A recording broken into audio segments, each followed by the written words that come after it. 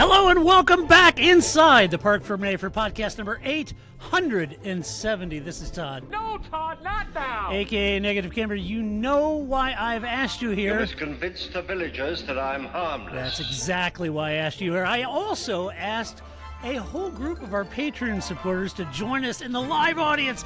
Hello, Patreon supporters. You guys are the best. Glad you're here with us for the podcast. Oh boy, tonight, what aren't we going to cover? There's all kinds of news. It's the off season. I might have all kinds of anecdotal tales. You just don't know what we're going to do.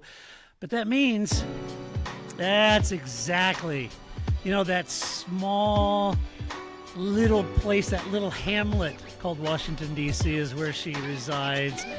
That music just gives you the idea, Grace, that you're sitting there with a Courvoisier, you've got a fire going, you've got 5 cats on your lap.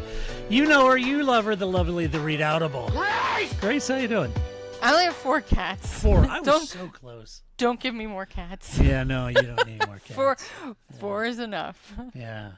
I know I've mentioned it before, but after watching that documentary, The Lion in Your Living Room, yeah, you don't need any more cats. No, 4 is a full-time job. There's for sure a cat to toddler ratio that's, Yeah. Right. Oh, man. So, we're going to cover some news. Come on, Ian. You didn't buy merch? Oh, come on. I have almost 20 years worth of merch at this point. You do. So, yeah, Grace has some of the OG merch. Back do. when we were the other name. That's right. Which can't be mentioned. The Archticus. Yeah, right. What the hell does that mean? Oh, boy, that's the old days. I guess it's good that didn't end up being our tagline, right? Yeah. Who? Yeah. What? The what? I don't know. Is that Latin? What is that? Who is that guy? Latin for race? I don't know what that is. Nobody knows. Oh, boy. We're going to talk about some Formula One news tonight. I'm kind of excited about the Formula One news tonight. It may not be primary, in-season news, but it's secondary, tertiary. It's all important. That's my dog joining us. That's going to be the soundtrack for tonight's podcast. Sorry about that. Lots of opinions. I mean, it happens in meetings all the time. I swear the second, the cats can be sound asleep, and the second I start talking, they're starting I'm like, wow, I'm glad that you have so many opinions on these questions. What would you recommend? Yeah, if I had my office doors open, they'd be laying in here, napping away. But because I got the doors closed, and I've got Australian Shepherds, which are Velcro dogs, they're just, it's crazy. So tonight, yes. You should just open your door and let them zoom you around your office and then back out again. Wouldn't that be great? Yeah, that'd be great. Everybody'd enjoy that. Yeah. So tonight, let's jump into some news tonight and cover some Formula One news. The first one, now I'm a little reticent in using this name because we all know the team is changing in name. It's Alpha Tauri, right? Yeah. So Alpha Tauri, or hence formerly known as Alpha Tauri, right? Yes. This is when Warner Brothers screwed them on a record deal, or was it Sony? I don't remember. Anyway, speaking of music, Grace, I got this. Oh, nice! Nice. I'm excited. I'm excited to read this, and Amazon sent it to me, and the whole front cover is all damaged. And isn't that terrible? That is terrible. Those jerks. They'll send you a new one. Yeah, but they were like, okay, well, you got to drive to Hell's Half Acres to drop this off and return it. I was like, it's not a saleable book. Come on. I mean, I guess I had that happen. Random story, right? Books for my nieces and nephews, and I bought bubble bath for the new baby, and the bubble bath exploded in the box, because why would we put bubble bath in its own packaging? We just put it in there and it leaked everywhere, and so I just had to mail back the book, but it was the same. I'm like, well, it's pretty gross, and they were like, well, just take it to FedEx and they'll take it back. Well, okay, it's gross. It's covered in bubble soap. I live out, and for me to drive all the way, and I'm thinking, not worth it. Dude, seriously. And I finally got a hold of somebody, and he was like, oh, no, it's fine. Just throw it away. I'll send you a new one. Okay. The correct answer is, that was, I'm not trying to be difficult, but I didn't break it. You know? I mean, you paid. I mean, this is well within your rights. You paid X amount of money for a book in a perfect condition, right? Like, you didn't buy it used. You didn't buy it like no, right? No. Oh, and broken cover. That's what I wanted, right? Yeah, and I paid for delivery. So come on. Yeah, no, that's so fine. Anyway, they'll fix it. They fixed it. Yeah, that's enough. I did a visual as if everyone watches the YouTube video. Most people don't watch the YouTube video. They listen to the podcast. I'm sorry, folks. It is so you guys know I'm a musician, I'm a guitar player, and I like all kinds of music and all kinds of different genres. One of the first one in my young impressionable age was I was a huge Rush fan, still am. And so anyway, it was Geddy Lee, the bass player for Rush. It's his autobiography that I was holding up. Apologies for those listening at home. That was very insensitive of me. I literally explain all of my answers using hand gestures as if people can see me. I'm sure there are plenty of things that are like, I don't know how Grace feels about that because I just gestured away and you were all just supposed to figure it out. Yeah. I don't know. That's right. It happens. That's right. So back to my story. Oh, why don't you quit bothering people? Oh, I'm sorry. Hey! So why don't we? I like calling them like the team formerly known as AlphaTauri. Formerly known as AlphaTauri. Like I like referring to the Washington Commanders as the Washington football team. I don't care what they call themselves now. They're always going to be the Washington football team. I think. Well, maybe it's just the Red Bull name. Junior team. Maybe they could be. I like Stick. I think that's my new favorite. Because there'll be stake in countries where they can have gambling advertisements, but in the countries they can't, they have to advertise as Kick. So then there's Stick F1. Stick F1, I like it. That's good. So AlphaTauri's got some new digs. Now we know that Franz Tost is out, right? We all know that. Goodbye, good luck, and good riddance. There's a little Helmut Marko for you. So we know Franz Tost is out, and they've got a new CEO named Peter Bayer, along with a new team boss in Laurent Mekies, who's coming over from Ferrari, right? And they will eventually have a new name, but that new name has not been released yet. At least I have not seen that new name, and I think they'll make a big deal of it when they do change their name, kind of like Stick F1. Stick F1. We also know that there's been talk about working closer with the technical supplier and parent team, which is Red Bull. And this has even raised a few eyebrows, including the seasoned veteran chief at the helm of McLaren, Zach Brown. Right? This is the only reason I know this story is because of Zach Brown. Like, I think he should just he should be my news, aggregator, right? Like, I don't know. You would. Let's see what Zach's mad about this week, and then I'll know. So I would probably have no idea except for this show, and Zach is unhappy. Right. So Zach was, during the off season, he's a little contemplative, as he's wont to do. Little chin stroking there about the closeness, if you will, of AlphaTauri, team formerly known as AlphaTauri, and Red Bull's tie-up, right? But nonetheless, they are. And what you may not know, though, you may know that this team traditionally was Minardi, and it's based in Italy, in Faenza, right? What you may not know is while the team have had their Aero department in the UK, it's now moved that department closer to Red Bull in a brand new facility in Milton Keynes. Yes. How about that? Now, Peter says that the lease was up at the old place, so moving closer to the hub of racing gives them a better chance to lure better engineers and staff. Yeah. Hint, hint, nod, nod, wink, wink. I like the hub of racing as if, just this one part. I mean, Milton Keynes. Yeah. Yeah, right. Like the other, 9 teams aren't in Milton Keynes, but they are all in, mostly in England. Woking, not a hub. Nope. Just Brackley, not a hub. Milton Keynes, hub. The gas station outside of Milton Keynes, where all the business is done. Yeah, darn right.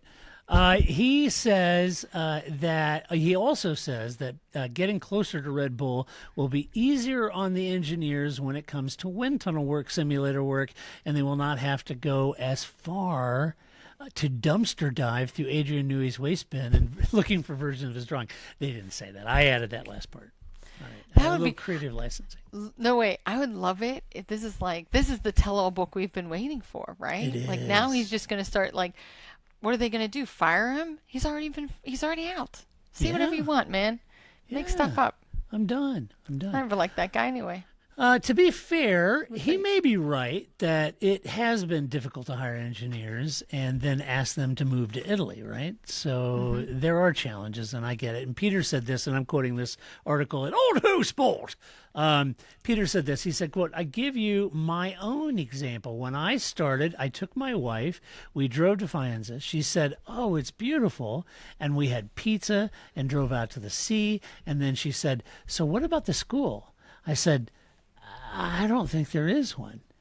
And what about a potential job opportunity for me? She went on. And he said, I don't think there are any.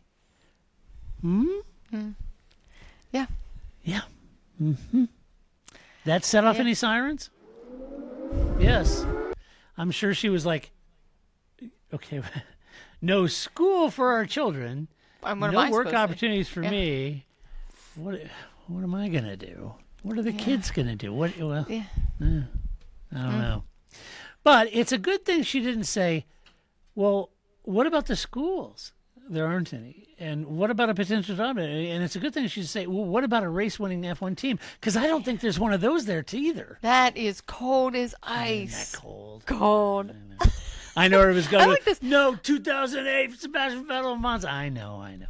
I like the off-season time. That's a little spicy, right? I like this sort of, toss that out there. It's two jabs in one story. I mean, I think that is a point. I mean, right? Of course, they just they want to move to England. I get that. It is closer. It is where all the other teams except for Ferrari is. I mean, maybe you could have put a couple buildings between you and Red Bull. Maybe it wouldn't look so suspicious, right? You literally oh, the house next door to you is for sale. We'll be there, right? Maybe you could have gone down the street and bought a house, right? But I get that they want to be closer because that is absolutely would be very hard.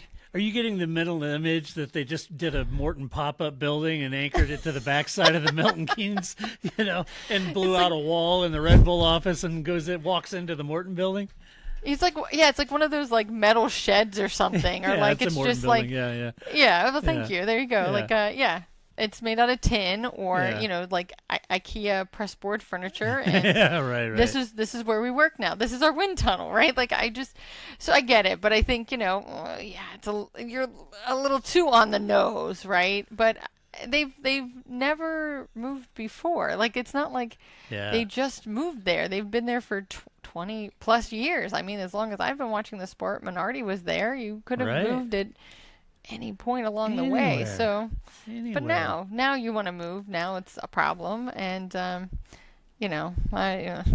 course, Zach and others are gonna be like, now, Zach's now you're gonna do it. Okay.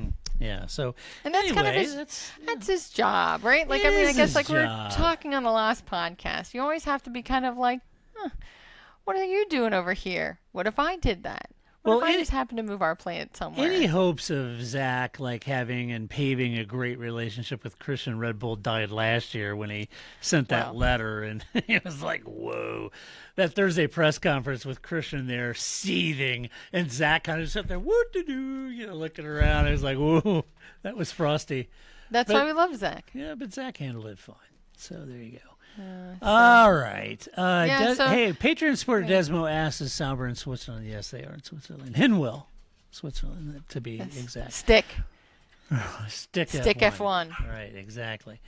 Let's see. Next up in the news is, go ahead. You were just going to say I was going to say, because Haas is now technically right in Italy, or are they still technically in England? Technically in England.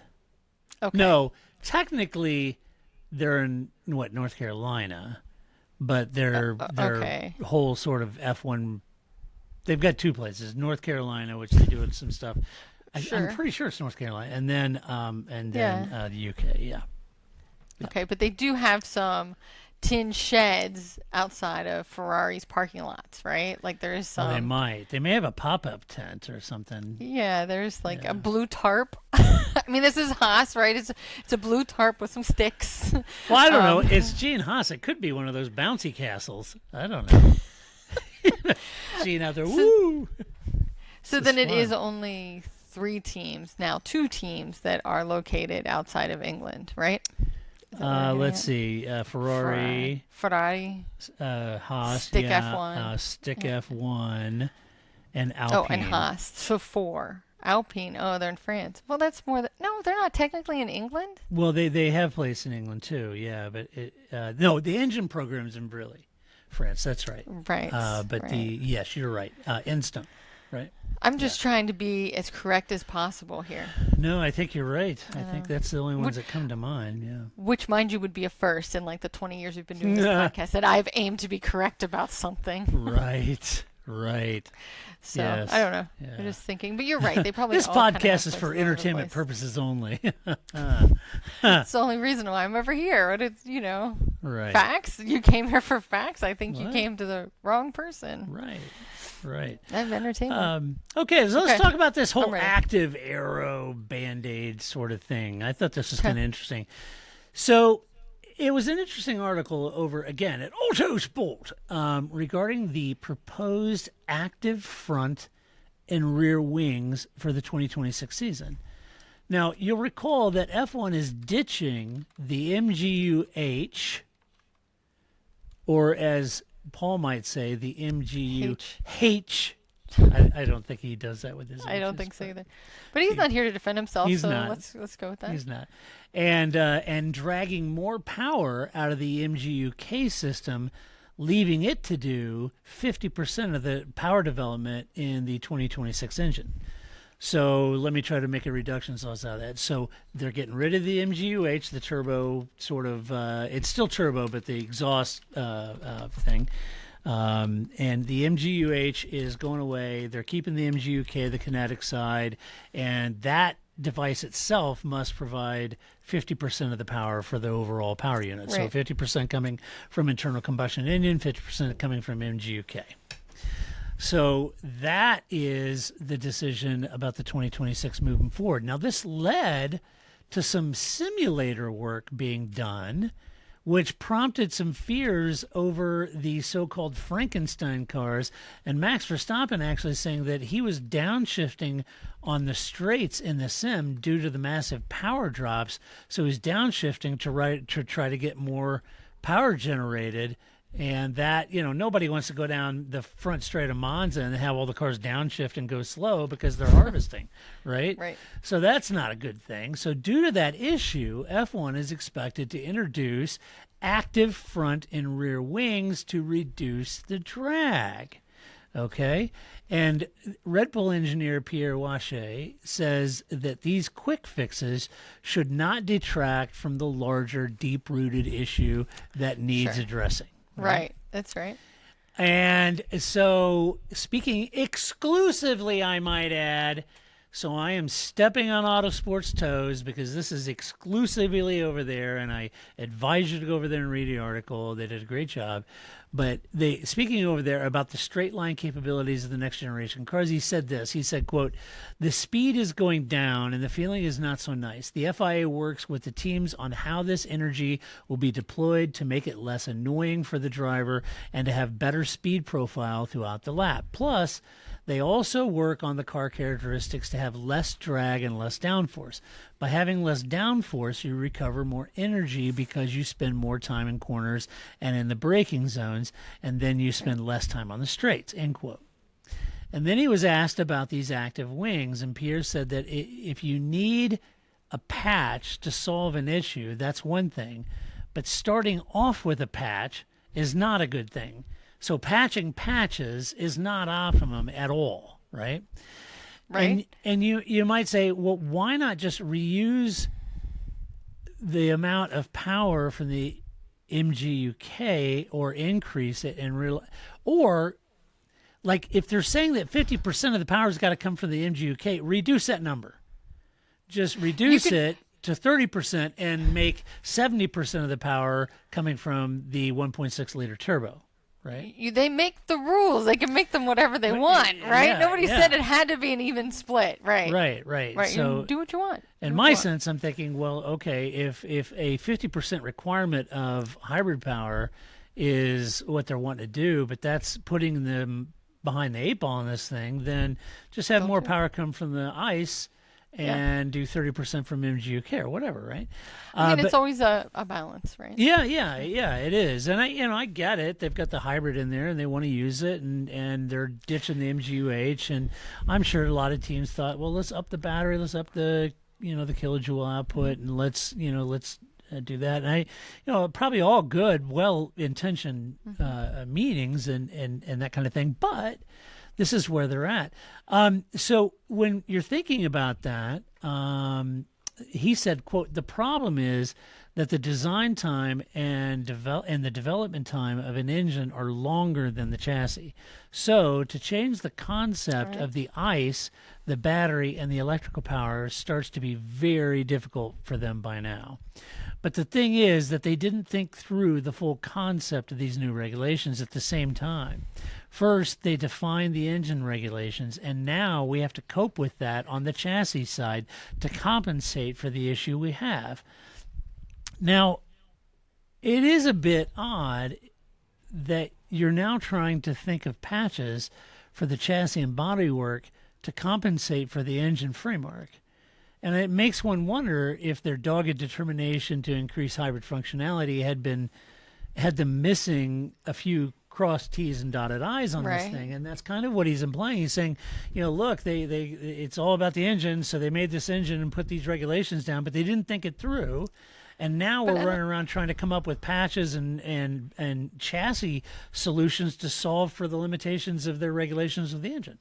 But here's what I don't understand. I mean, among many things that we've already talked about in this podcast, but here's what I don't understand. So here's a little survey design, right? Like what I do in my day job. So you have everything that comes before collecting the data and everything that comes after collecting the data.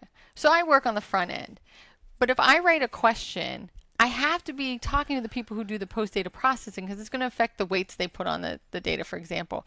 I don't work in a vacuum on the front end because otherwise, in a year from now, when the back end gets the data, they're going to be like, what did you do, right? Like, you work together. So I don't understand how, that's a very simple example. I don't know how you can, like, we want to put out rules for a car, but we're only going to focus on this part or this part, and all these parts aren't talking together, and they have nobody on their staff that can like take a holistic view of it, because that's always what you would want from your team lead. It's somebody who can understand both the questions you need to write in order to get the data you need and to make sure that both ends of those parts are talking. I just think this is like, last time I checked, you referred to yourself as the pinnacle of motorsports, and you can't get this. I almost swore. Sorry, you can't get this right. Like, get it together, people. This is not your. You've been doing this since, as Ferrari likes to remind us, you've been doing this for quite some time. So, I'm not sure I understand how you. Of course, there's trade-offs, right? Like, if you really want to push the hybrid, right, because that's where car manufacturers want to be or whatever, that's what you want to do. There's going to be a compromise, but you're right. If you get too much power from this place and it doesn't work out in the chassis, we're going to have boring racing, and who wants that? And then nobody's going to watch it, and then it doesn't matter that you have the greatest engines on the planet and the crappiest chassis. Nobody's watching it. Yeah, it's one of those I don't know how this happens. Yeah, I've written about this ad nauseum over the last 17 years at this website, and we've talked about this, and I've said this 1,000 times on practically 1,000 podcasts. And if you're new to F1, this will be frustrating or head-scratching for you. All you veteran listeners and veteran F1 fans out there know this. This is not going to be any shock, any surprise to any of you. And I've said it 1,000 times about F1 and their regulations, and there's knock-on effects, and they missed that, and they didn't think it through. I've criticized their dogged determination to be pragmatic instead of prudence. Prudence is far better. Mm-hmm. And the only thing I can sum this up now, I'm trying to come up with superlatives or different words or acronyms, or hell, at this point, I'd piss on a spark plug if I thought it'd help. But the only thing I can say is that everything in life, in decisions, generally has a knock-on effect or unintended consequence. And Formula One's regulations are no different. You make a regulation, and the teams will exploit it, take it to its nth degree, and those kind of things. And there's a lot of unintended consequence with those decisions. What always surprises me, though, is I hold all of these teams and their engineering staff in incredibly high regard. Yeah, They're absolutely. very smart people, a lot smarter than I am. And you can say, well, Todd, you've got the luxury of hindsight. And you said, not really. I've been around. I've been watching this sport as long as these people have been in it. And we all know that. And so I'm always surprised when something like this kind of catches them. I am too. I don't think, I don't know why How that did you not isn't. think it through? It's as if you've never built a car before. Yeah. Like, you've all done this before you got here some way or another. You know what I mean? I agree with you. I think this is this isn't just a misstep, right? Like, sometimes that happens. Like, sometimes ask Mercedes, right? Like, sometimes you had a plan and things didn't kind of work out the plan, right? That happens, but this doesn't seem to be the case, and I don't know why it catches them off guard. Although, and I'm not armchair quarterbacking this thing. I'm not an engineer. I don't know this stuff. This isn't my world. I honestly, I wouldn't have a clue. And no, but I'm sure in your day life, you have examples of that too, right? Like, you don't just roll in and do what you want and not pay attention to what the customer wants or what the size of the room is or whatever, right? Yeah, of course not. And in my world and what I do have skills in, yes, no, we wouldn't do that. But the fact is, the only thing I can think of is that they've continued to do this over the years, and there's money and politics involved, and no team wants to do anything if they think perceivably another team gets a leg up. And I think it's all of those layers of money, investment, and greed, and all those things that prevent or cause some of these situations, or some of these situations may have been aggressive but were neutered, so half-baked regulations get passed because of all the politics. It's the only thing I think, because I'm sure there's an engineer out at Red Bull or Mercedes or Aston Martin, that would be listening to this and saying, you're an idiot, you don't know, you don't work in this, you don't understand. And he or she would be absolutely right for saying, because I'm not. So I'm thinking I'm missing something, and the only thing that I can think of that I'm missing, because they're smarter than this and they would have known that. And the only thing I'm missing is just the sheer politics of the situation and what they can get all teams to agree to versus what really needs to be agreed to. So then I guess my parallel would be more, if anybody's out there and they're interested in this, there's Marion Nessel. She wrote a book.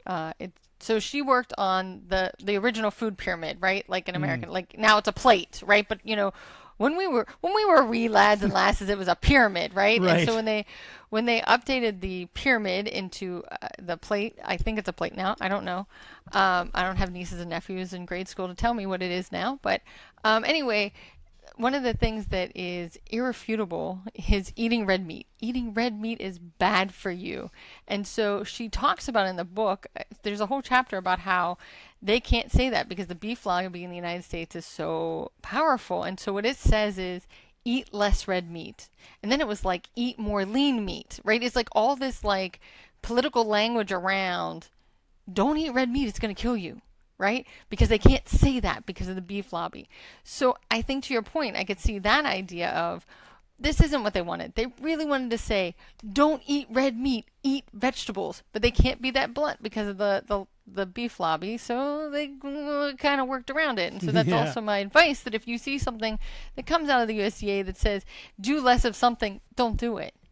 Like, if you see a ban on romaine lettuce, you should have stopped eating it 3 months ago, because by the time it gets through the politics that are necessary for them to put out a food warning like that, don't eat the lettuce. So, I mean, so I guess from that also taken from sort of the world I live in, that, yes, politics, of course, you have to make these sacrifices, these changes, these compromises in order to make it work. But I don't know, much like romaine lettuce, there's real consequences here, and that you're just going to end up with a season that isn't as interesting for people. Is that really what they want?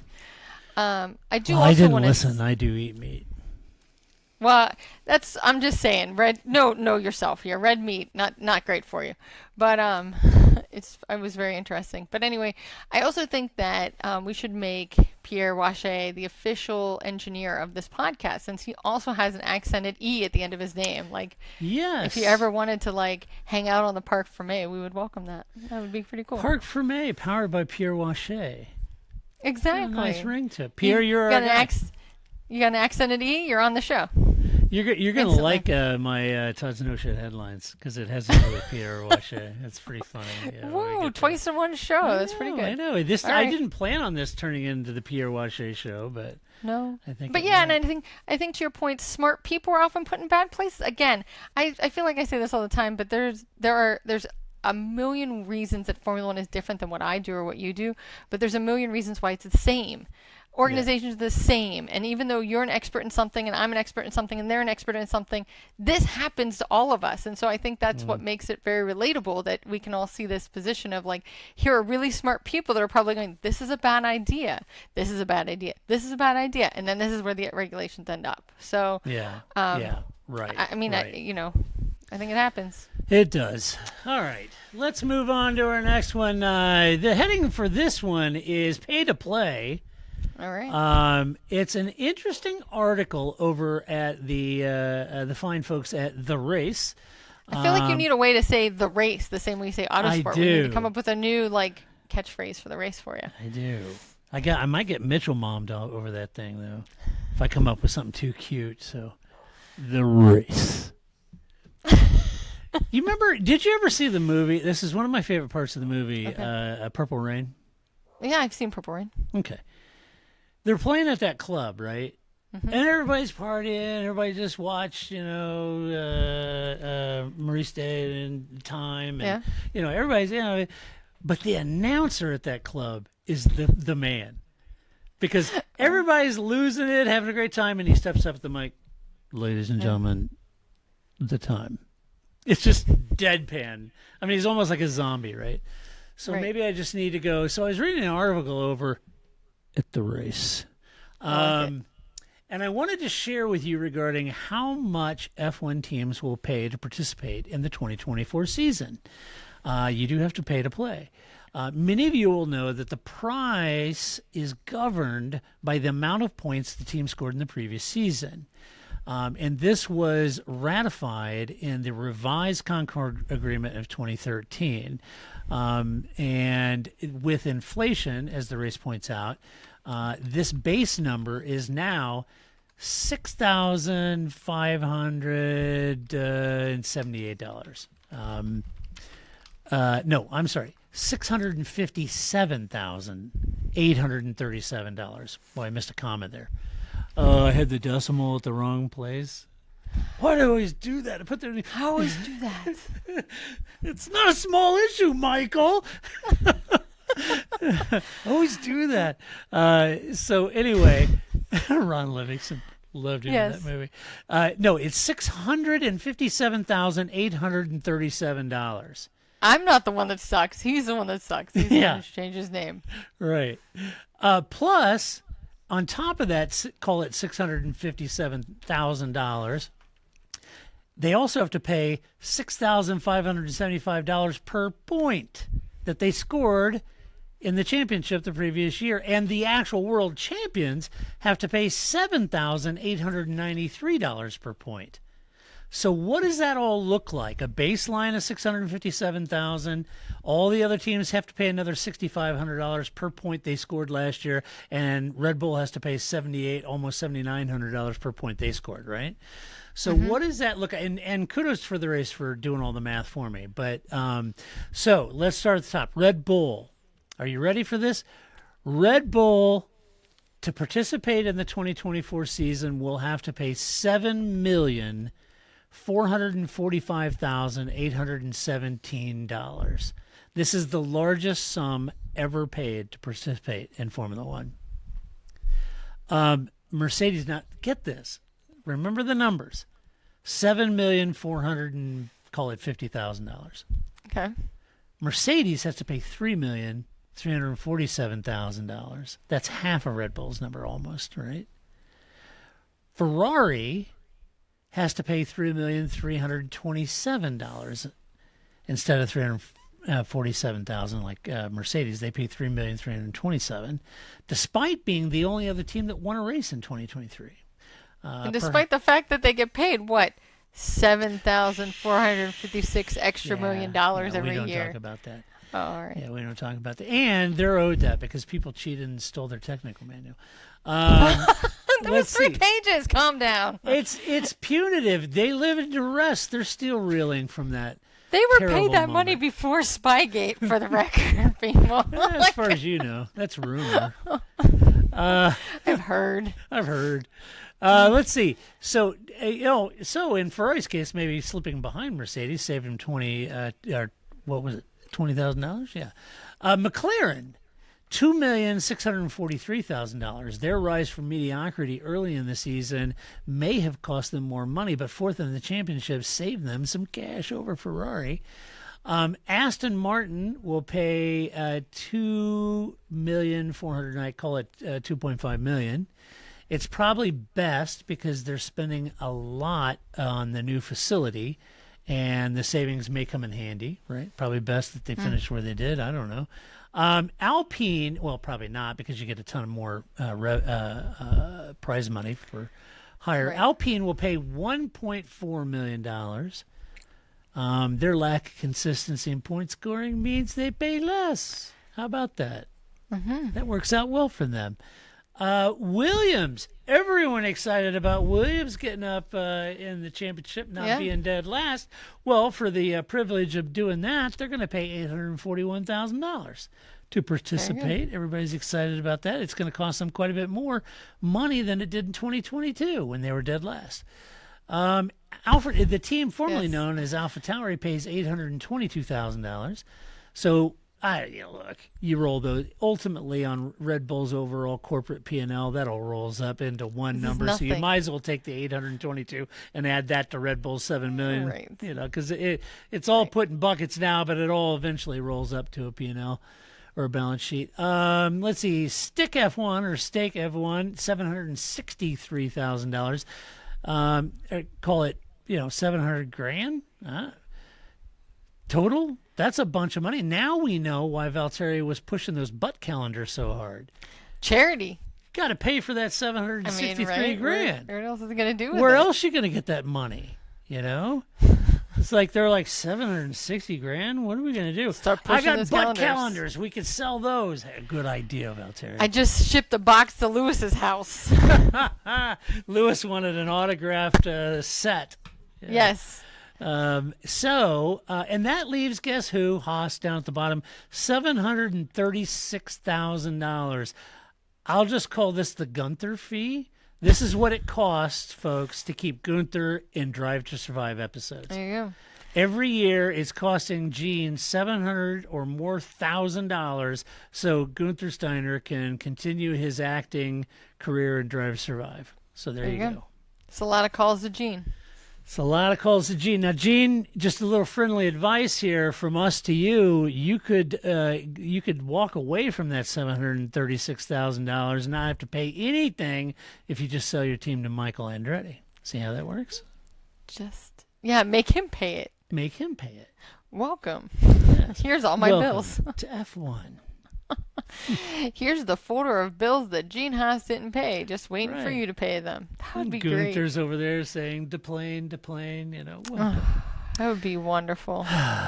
Okay. Michael Andretti. So, but I think at the end of the day, right, this isn't even, even if there wasn't money coming in, right, which there is because of where you finish is how much money you make. Yep. Outweighs how much you have to pay back out. But I think that, this is not a lot of money in the grand scheme of any of their budgets, right? Well, $7 million will get your attention. Well, when your cost cap's $145 million or whatever, $7 million, that'll get your catering. attention. They've already figured it out. Yeah, you thought it was catering. It's a damn, participation fee. I like the idea of them like, we can't get this many points. Stop winning the races. We clinch. When did they clinch? Japan, wherever they clinched it this year, right? Just stop getting points after that. We've clinched it. No more points. Yeah, that's true. You know, after you win the title, you should just stop winning and finish out of the top 10 so you don't get more points. You know? Plus, who wouldn't want to watch that? That would be like watching Red Bull trying to lose would be great. That would be some great, you know. Can you imagine asking Max not to finish higher than 11th? No, that would be great. I love it. I think that would be great. Like, just take somebody out, or just take Sergio out every race, right? Yeah. Like, so that neither of you get any points. That's what we need, right? I think. Right. Yeah, it would be like the old Hanna-Barbera Laugh Olympics or something, right? Like, just totally run over some banana peels or something. Yeah. I think that's what I would do. That's what I'd like to see, so that you don't have to pay this money out. Steven and our Patreon supporter, Steven, asked in the chat, would Andretti keep Gunther? And Dave said, drop him like a hot potato. Yeah. I can't imagine that relationship would work out very well. I don't think so. I don't think Michael would have much time for Gunther. Yeah, I don't think so. No. So I agree with you, Dave. Don't think that would work. All right. No. Next, it would be fun though. It would be fun, wouldn't it? Yeah, for us. Yeah, for sure. Okay. Ian asks, anyone know where the money goes? It goes to Formula One and the FIA, and it doesn't go to MBS directly, but a large portion of it. Well, the FIA gets a portion, and I can't remember now what their cut of the prize money. I knew this. It's just that when you get to a certain age, your brain's like full, and so when you take on new stuff, it like purges older stuff. Something goes out. Mm-hmm. Yeah, so I used to know this, Ian. I used to know the percentages that Formula One took, the teams took, and the FIA, and I can't remember anymore. You'll remember the second you hit stop recording, right? Then it all just like... I will. Yeah, I will. Flood right out. Yeah, apologies, Ian. I should know that. Let's see. FIA leaking... But they use it to, like, build tracks, or, like, I mean, it's not just... Right, like, it just doesn't go into, like, the FIA president's pockets. No. Well, it better not. I mean, otherwise, why was Jean Todt ever retired or something, right? Like, I don't, I mean, I guess it's probably used for, like, facility fees or karting, under karting. Right. Under-level karting programs or something. I think that to me would be interesting. I don't know the answer. Well, there's a lot of other series they're officiating and overseeing, and World Rally, and there's road safety programs and all kinds of different programs they do. I don't know. All I know is you better have MBS up on that ridge by noon, or they'll be held to pay, Grace. There you go. Let's see. Speaking of the FIA leaking employees. You'll recall last month that Steve Nielsen, the sporting director, said, "Thanks, I'm out of here."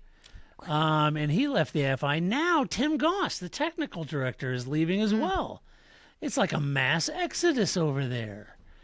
What in the world is going on? What does it all mean, Basil? I don't know what's going on. But here's what they said. The FIA said, quote, "We're disappointed to lose a person of Tim's caliber from the organization.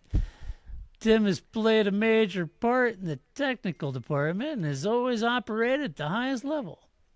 We understand that his career is taking a new direction going forward, and we support and respect his desire to pursue another path and wish him luck for the future endeavors," end quote. Generic, and generic. Right. Blah, blah, blah, blah. Just mad-libbed your ways through that. Goodbye. All right. And they hired another Tim. By what name are you known? There are some who call me... Tim? Tim? There's a lot of Tims going on here. Mm-hmm. The new Tim used to be the safety director, Tim Malin. Yeah. And now he's going to be taking the role of Tim. So then what Tim is going to take over as the safety director? There's got to be another Tim. That seems important. There has got to be another Tim somewhere in there that could take over the safety director role. Right? Sorry, we're all out of Tims. There's no safety director now. I mean, attrition happens in any organization, but let's hope the FIA has a deep bullpen of Tims. Right. We're going to need another Tim. Send Tim up. Send in the Tims. Oh, boy. I don't know. The Tims. Does anybody think that's a warning sign? Does anybody think all the, I say all, a couple key people leaving, and yeah, you got the whole MBS thing, and you got Susie Wolf just, mad as hell. You got Toto Wolff mad as hell, not only on his own behalf, but on his wife's behalf. I don't know. There's some strange going-ons at the Circle K. Sure. I have no idea what it was like under any of the previous presidents. I don't know what normal attrition looks like or not normal attrition looks like. But Jean Todt, he had to be the kinder, gentler FIA president. Well, he'd come after Max Mosley, so, I guess that makes sense. Yeah, I got a lot of time for Michelle Yeoh. I think she's a wonderful actress, and I think if Jean Todt was a jerk, I don't think she'd be with him. I don't know. People are weird. I don't know. People have their own things, but... No. Yeah, I don't know. People are weird. I don't know. You can't always... I don't know. I can't speculate on whether or not one person's nice because I like another person. Grace, I don't know. He wore red jumpers in the middle of the summer. I know, and Band-Aids on his fingers. I'm just saying that I don't know what kind of... I think if somebody came to me with this I don't know. I don't know how often what the turnover is in the technical director. Yeah, maybe it's a position that sees a lot of... Right? Yeah. And maybe it has nothing to do with them. I don't know. May not. It's hard to know. I'm just That's wondering. not really... I don't like hang out in Paris outside the, FIA's headquarters with Keanu Reeves interviewing people, just waiting to see who's going to leave the organization. But no, but it might behoove you and I to hang out in Paris with Pierre Wache. Yes. Drinking hot chocolate. That sounds nice. I like that idea. I don't know. Do we have to... Are we required by law to sit in a cafe, drink liquor or hot chocolate and smoke gawas, or what? I don't know. I'll just drink the hot chocolate. Yeah, okay. It's pretty good. Fair enough. Let's talk about another one. Oh, hey, this is fun. Okay. Sky Sports put this together. Oh, man, you're hitting all the news outlets tonight. This is pretty good. I know. And here I am. The race did all the heavy lifting and work for me for the last story, and Sky Sports did all this work for me. Nice. Thank you very much. Thank you, Sky Sports. I didn't have to do any work. I rely on the expertise of both those organizations. Sky Sports had a nice reminder of just who is on their last leg of a contract in 2024. Now, this is kind of interesting. Why is it interesting? Because just about freaking everybody's contract is up at the end of 2024. Oh, yeah, right. All right? Man. And if you thought crazy season's been kind of goofy the last couple of years, hold on to your hats because this is going to get really crazy, I think. So I'm going to go through the list, and I'm going to tell you who is at the end of their contract at the end of this season. So this season, you'll hear a lot of contract talks and renewal talks and all kinds of stuff. And then there'll be silly season. You'll hear switching and that kind of thing, okay? So let me go through them. First one, Sergio Perez. Carlos Sainz, contract is up. Fernando Alonso and Lance Stroll. Lance Stroll's is always up. Esteban Ocon and Pierre Gasly, both Alpine drivers, contracts up. Zhou Guanyu, Valtteri Bottas, both contracts are up. Yuki Tsunoda, Daniel Ricciardo, both contracts are up.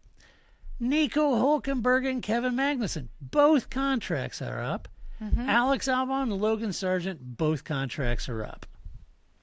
Now, Lewis, George, and Lando, their contracts expire in 2025. So this makes it difficult this year if you're trying to get into one of those top teams because they're still there, right? Yeah, and Max has like a lifetime contract. Leclerc has like a lifetime contract. Yeah. What Piastri? I don't know when his is up. I don't know when. What did they usually sign? Like a 3-year? A 3-year, maybe. 3-year? Yeah. So then he's off cycle too. So you go through the list, Sergio, little concerned about Sergio. Don't know where he'd go. Carlos Sainz, I feel like he could go back to Red Bull, could go to Aston Martin, could, he's not going to want to go to Haas or anything like that or Alpine, but I could definitely see him staying at Ferrari, which I think would be most likely. I think so too. I don't know where he would. I don't know where else. I don't know where you go. Fernando Alonso and Lance Stroll. I don't see Fernando going anywhere, but I think Aston does have to dig a little deep on the Lance thing and ask himself some hard questions about points, right? Esteban Ocon and Pierre. Alpine. If I was either of those drivers, I don't know that I'd feel real comfortable right now at the end of this year. I'd like to get a renewal done as quickly as possible. You should never feel comfortable at Renault. Yeah. I mean, we talk about Red Bull being fickle when it comes to their drivers, but they're fickle but good, right? Even at their lowest, they're still good.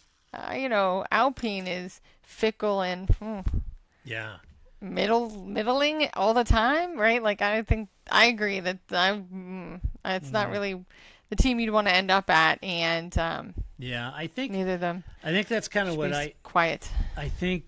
I don't know. I think Pierre certainly got talent, and so does Esteban. I don't know. A little weird there. Zhou Guan Yu, Valtteri. I think both of them are.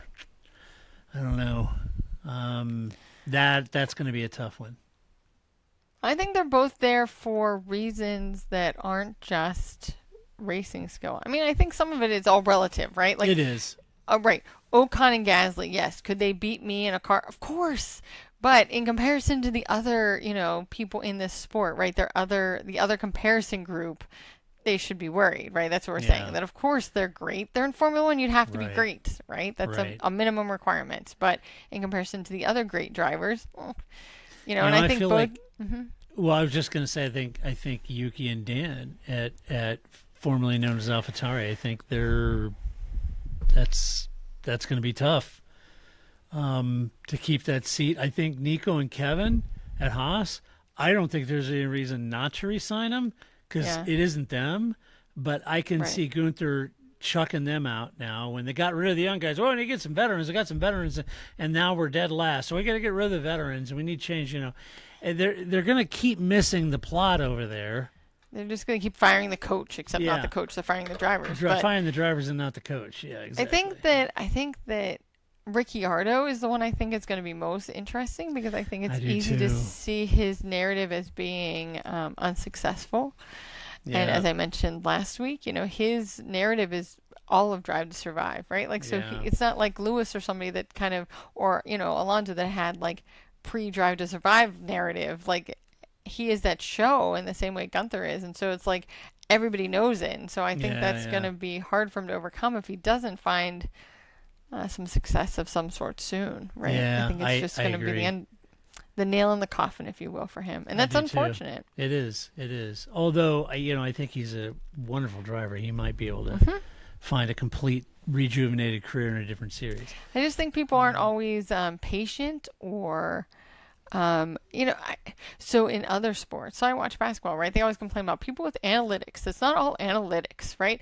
That's right. It isn't all analytics, but I think a lot of times people never look at the numbers either, right? And that's what I'm afraid could happen to Ricciardo, right? Like, I think it's really easy to be like, what has he done? What races has he won? When has he been successful? Oh, that was a long time ago at Red Bull, right? Right. And to completely sort of ignore what the world around those numbers looks like, Yeah, that's true.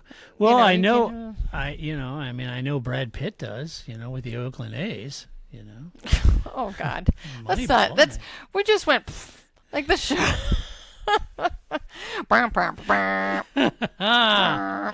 Yes, I agree. Let's see, Alex Albon, he's not going anywhere but up. Either he stays there or he's getting a better ride. That's right. Logan Sargent, again, I think that's tenuous. Difficult to know. But all of those people, folks, contracts are up this year. So watch this space because this will get really interesting. Some of these drivers may just disappear from F1, and some of the development drivers may move in, you don't know. Yeah. So it'll be interesting.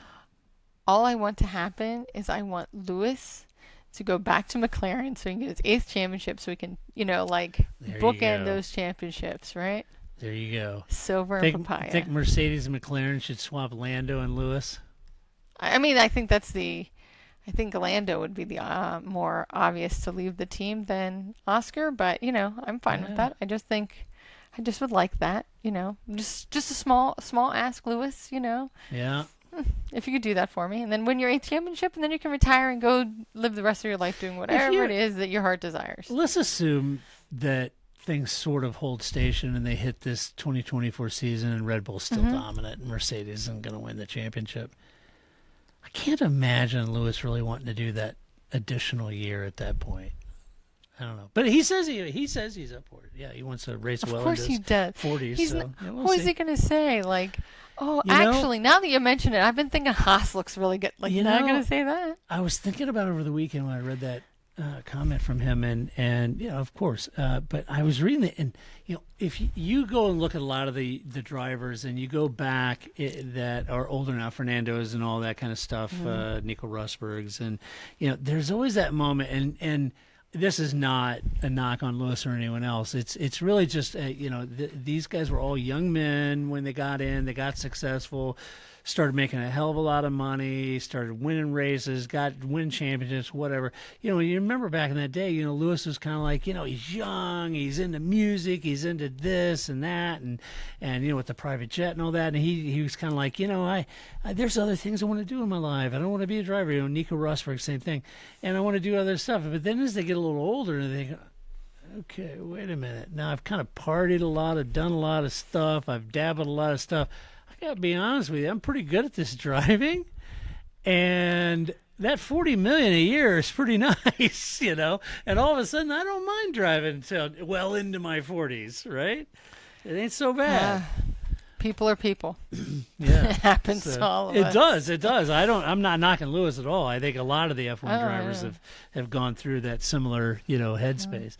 Let's see. Oh, finally, I just want to mention this. Williams, it was announced just today that Williams will remain with Mercedes Power through 2030, and this leaves Haas as the only team without a stated engine supply deal for the pivotal 2026 regulation changes. So one presumes they will stay with Ferrari in 2026, but they haven't stated that. So there you have it. Ferrari likes to keep everybody waiting. Will you or won't you get mine? It's like The Bachelor. Who will get the rose that is my engine? Yeah, of course. Of right. course. You gotta earn it. It's Ferrari. I mean, even though they're required, aren't they required? Like, they have to provide so many engines. Like, they do, but it's Ferrari. This is Enzo Ferrari. It is Enzo Ferrari. They'll do what they want. Okay. Shall we do some Albon's Catz? It seems like maybe we should. I think everybody's caught up on the news. I mean, why not? Seriously, Todd? Stop yelling at Todd. Yeah. Stop yelling at me. This is just Albon's Catz, where we just talk about random stuff. I mean, this is the part you've all been waiting for. This last hour, you've been like, get to it already. Get to Albon's Catz. That's what we're here for. Yeah. We don't care about all this news stuff you're talking about all the time. Whatever. Cares. This is why we're here.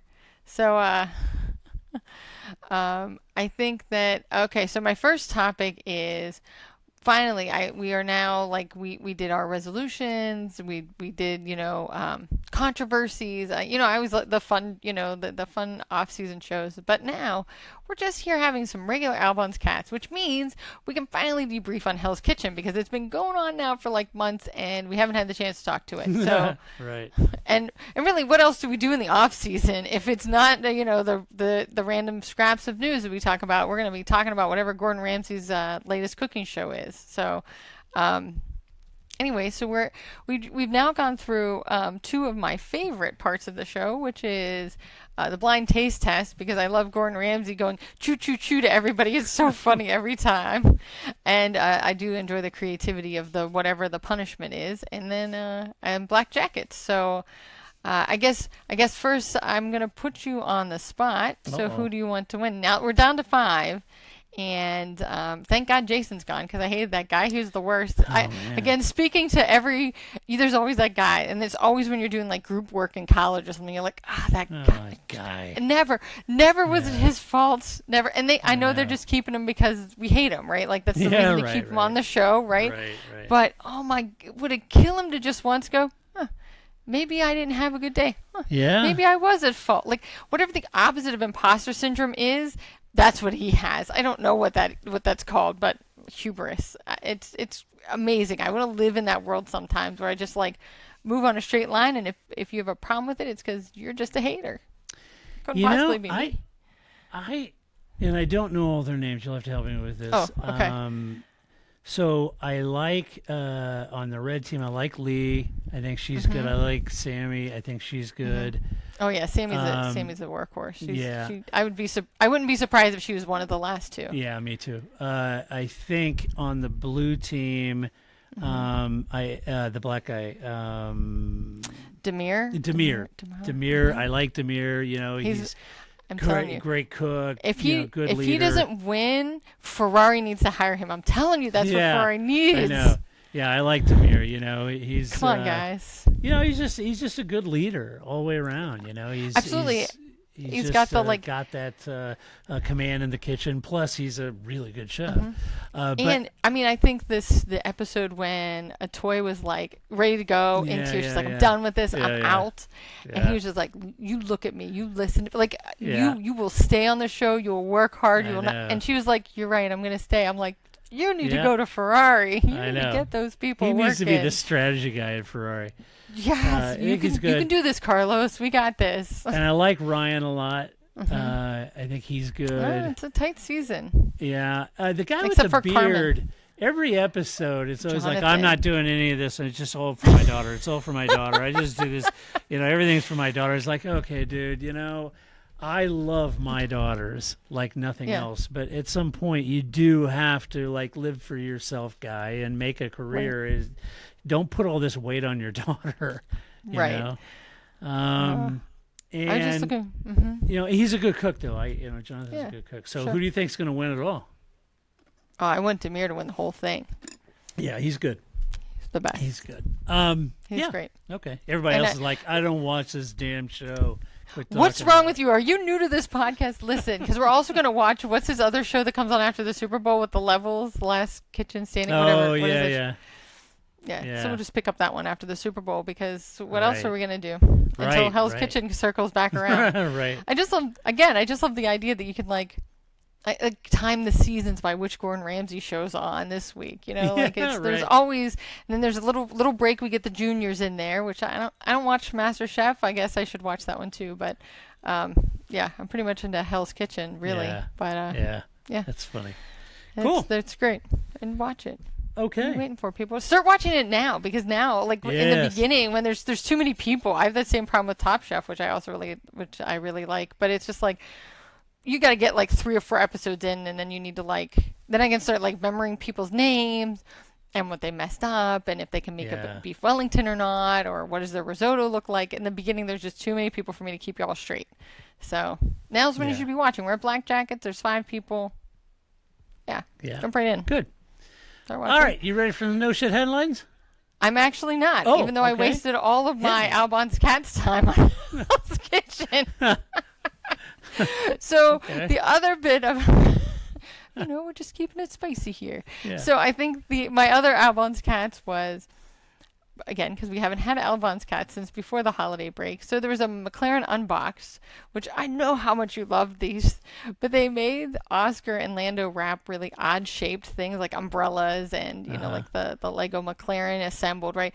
To watch how bad they are at wrapping gifts, but they were really weird shaped things, right? Yeah. And so first of all, as somebody who wraps a lot of crap every year, I was just like, that's not how you wrap an umbrella. What are you like, I'm totally like armchair quarterbacking them wrapping these gifts, but they're weird shapes, so I get you that it's not really intuitive. But then they had MotoGP riders wrapping gifts.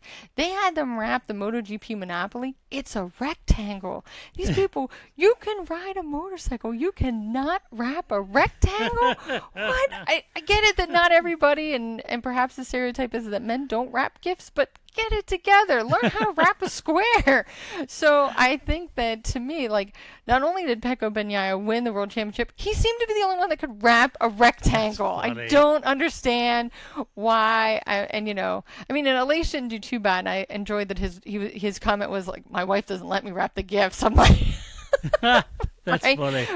But so anyway, if you need a good laugh and watching, I think at one point like Franco Morbidelli just started wrapping the tape around it. Like, this is how I'm going to get it to stay together. So I do enjoy armchair yelling at people that don't know how to wrap gifts. It's not that hard. Learn how to do it. It's a life skill.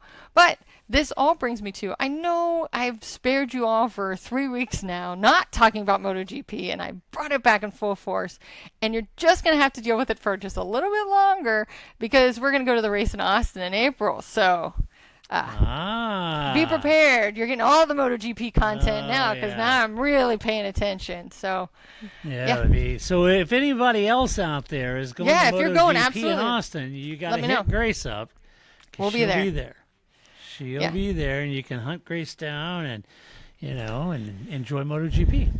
That's right. Cool. We'll be waving. I'll be wearing a lot of sunblock because it's Texas. It'll be a good time. I'll have a little drink in my hand. It'll be fun. So if you're going, let me know, and I'll try to keep most of my MotoGP stuff to myself, but I really won't. Yeah. Okay. All right. Here's my no shit headlines. The first one is FIA in a mess as third senior figure quits and pressure mounts on Mohammed bin Sulayem. No, I guess that that's their answers read. my earlier question. Yeah, that's their read on one of the Tims leaving. So there you have it. They say he's under pressure, MBS. So how about that? I was just wondering, and I just said, is that kind of weird? But, okay, next headline is this one. A Red Bull engineer's wife slams claims off back of Christian Horner comments as bollocks. How's that for a headline? I don't know. I read this bullet point like 6 times. I still am like... It's so like British it hurts. Salad. Like, so what happened? Like, okay, so, I'm sure this happens everywhere, but like when you have voting, especially local elections, and there's some, proposition on the ballot, and you're like, okay, the proposition is this or this, and you're like, well, I'm like A, so do I vote for the proposition or vote against the proposition? Like, it's always really hard. Like, I understand my position, but I don't know how that is interpreted by the proposition, and they're written that way on purpose. That's how I felt reading this book. I'm like, so am I mad at Christian Horner, Adrian? What are my feelings about this statement? I don't even know. I know. So what this was is Adrian Newey's wife, Amanda Newey, took to Twitter or X and on an article that was quoting Christian as saying, hey, Adrian's awesome. We love Adrian, and he can come and go, and it's just as the team has evolved over time, we've given Adrian space that he can come and go and do stuff, and work on other projects too, and so the team isn't completely reliant on Adrian. The team is evolving under Pierre Wache, and they work with Adrian on a lot of stuff and other things that they're really evolving. And she was like, what nonsense, utter bollocks, and a lot of people were asking her, well, what do you mean, that Christian's comments are wrong, or that the headline was wrong, or that the article was what's wrong about it? And she didn't say. Excellent. So the obfuscation is because the story is obfuscated in the first place. Excellent. Yes. Best headline ever. Yeah. It's hilarious. That's great. So still, no one still knows what she means. And then this is going to make you very happy, Grace. It was announced in the Mirror. It's their understanding that Helmut Marko wins new Red Bull deal as Sergio Perez and Daniel Ricciardo get clarity. So Helmut Marko has got another 3-year deal. Ha ha! Goodbye, good luck, and good. There you go. Great. You got 3 more years of Helmut Marko resolution. helmet. My Red Bull resolution is written for the next 3 years. Then. Yeah, right. You know what the resolution is going to be for the next 3 years. That makes sense. That's right. Done. So I'll just write a note to myself to not even worry about what Red Bull should be. Although I'm sure that they'll have a new amount of things that they'll muck up, just like every other team. So I'll just add to get rid of Helmut Marko. I'll just add some more bullet points. I'm sure. We're covered. All right. Well, Thanks. that does it for our Albon's Catz, and that means that we have one thing left to do, and that's a mailbag. You've got mail. This is from our friend Peter. He says, "Why can't F1 people realize that not allowing off-season testing restricts the car's potential and, by extension, diminishes on-track excitement? Without on-track testing in the off-season, the opening season is always a crapshoot. One or more cars coming out, luckily, on top, and the other struggling to keep pace. That makes for predictable outcomes and audience disappointment." So certainly not going to get a lot of argument from me, Peter. You know, the whole reason they said that is cost saving, cost cap, and cost savings. And this was done even before the cost cap, that they limited car launches, they limited testing. There's no third T cars anymore. Yeah, and there was that one team that had their own racetrack, and the other team thought that was unfair. Yeah, okay, fine. You know, Ferrari had their own track, but you know, it's good to be king. But so that was the challenge, is that they were trying to cut costs. This is a Max Mosley thing. Yes. And so they were trying to cut costs, and so they did the whole, you know, John Talk continue it and no testing or very limited. Kids these days will have no idea how much fun it used to be. Oh, man. Yeah, it was much better when they did, Peter. All that testing was awesome, and it was a lot of fun. But, yes, I agree with you. I think if they had more on-track testing, because wind tunnel and CFD can take you so far, but as they always find out, you know, it's when you put a load to a car in real world scenario, it can be slightly different, and the data correlation can be off a little bit. So anyway, yes, I agree with you, Peter. I say bring back testing, bring back T cars, whatever. But it's been this way for a long time. I mean, you were saying Max Mosley, testing. Right? Like, yeah. 15 years now or something. Yeah, it's been this way. 10 years. You know, at least the beginning of Jean Tott's tenure, but yeah, it's been quite a while now that they've done that. Yeah. So anyway, all right. Well, that does it for this podcast. Hey, for all of our patrons, supporters that joined us for this call, you guys are awesome.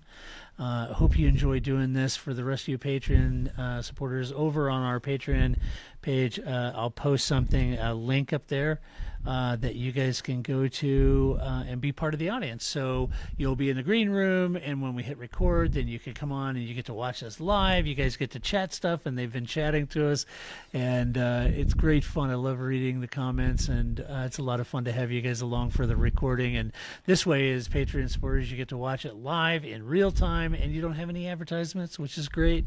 And it's wonderful to have you, because we could not and would not do this podcast if it wasn't for you guys. And that is a true statement. We could not do this without you guys. So incredibly grateful for your support. And it's the least we can do to let you join us in the recordings of the podcast and be part of the podcast. We love having you guys here and love your commentary. And if you like the podcast, you can go over to iTunes or your other favorite podcast player. Give us a good rating over there. Show us some love over there. You can share your opinion about this podcast or any other stories we write over at theparcfermé.com. Just do it to decorum and civility as always. And next week, we will be back to do this all over again when I find Grace in Washington, D.C., and we'll come back and talk about what news there is, and will be. And until that time, this is Todd, a.k.a. Negative Camper, saying so long, Grace. See you next week. That's it, man. Game over, man. It's game over.